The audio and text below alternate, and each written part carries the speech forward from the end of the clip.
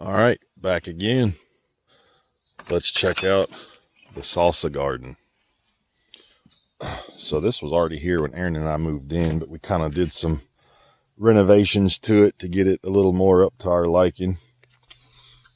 Starting down here, we've got some generic red chili peppers, which were awesome producers for us last year. There's a couple more over here. That little guy's a habanero, and those are hot. Those are hot. We usually only pick a few of those a year, and we dry those out. And if you put those in a dehydrator, you better do it outside. That's all I'm saying.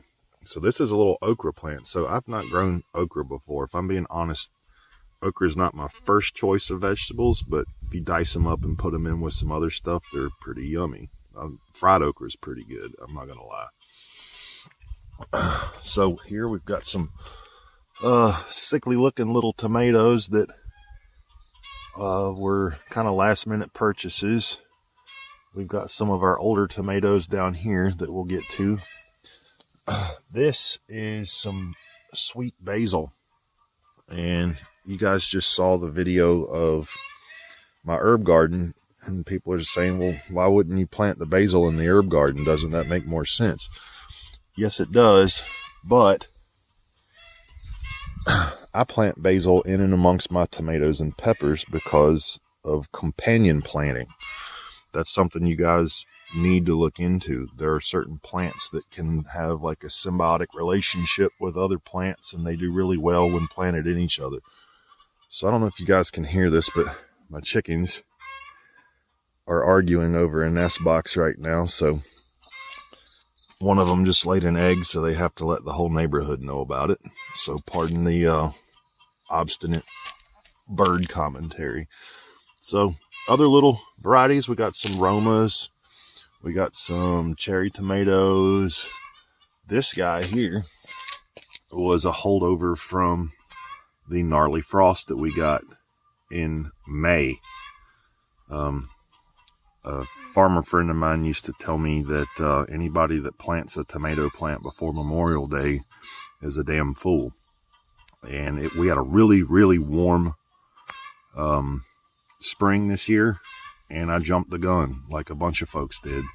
So we had a bunch of tomato funerals out here in the garden. We murdered them in cold blood. Very, very cold blood, actually.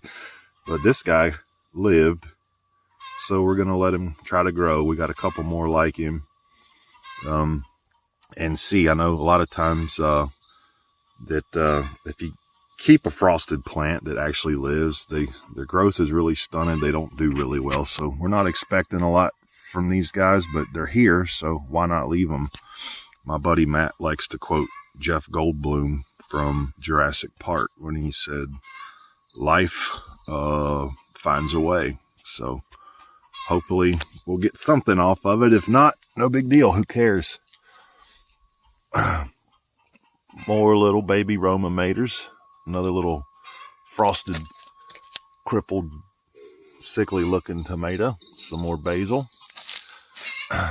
That guy's a beefsteak that came from Martin's greenhouse in Mount Pleasant. So shout out to the Martin's greenhouse folks. Shout out to my good friends Tammy, Stacy, and Karen for the help with that. Another little beefsteak mater there.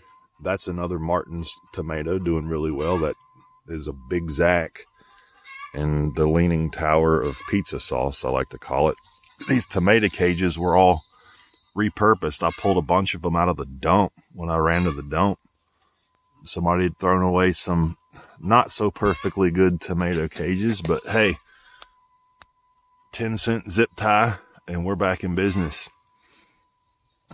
Coming down the road, more maters. We got a variety from the greenhouse up here off Cooper's Cove.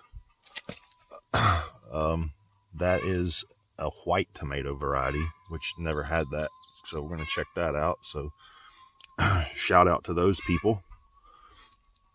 More basil, more maters, and another repurposed tomato cage. Coming down here, we got something that I love, which is tomatillos. It's a husk tomato. Anybody that likes green salsa, that's what makes them green.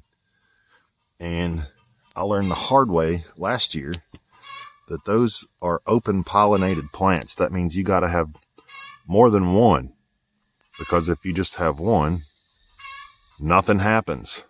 They grew and grew, and well, the one that I had last year grew and grew and grew and grew and bloomed, and nothing happened.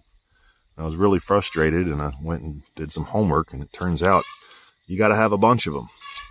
So my friend Farah started a bunch of other little green tomatillos, and she gave us some the other day, and we are appreciative of that. So we planted those right alongside our the ones that we have here. So hopefully we get some decent pollination once these guys get up and going, so we can have us some fat daddy tomatillos for some salsa later. That's another one of those generic red chilies. This came from a hardware store in Vinton, and it just says red chili. Not a lot of descriptor there, but those things, we got peppers off of those things until the middle of October last year. I don't know why they do so well, but they surely did. Another new addition to the garden this year, 2 different varieties of eggplants. I don't know anything about eggplants. I know what they look like. I know I've eaten them a couple times, but it's been so long since I've had eggplant, if I'm being honest, I don't know what I'm doing with them. So this big long snake looking thing here is a soaker hose, as you guys have probably seen in the tour. And that uses not near as much water as you might think, and it just sort of drips around.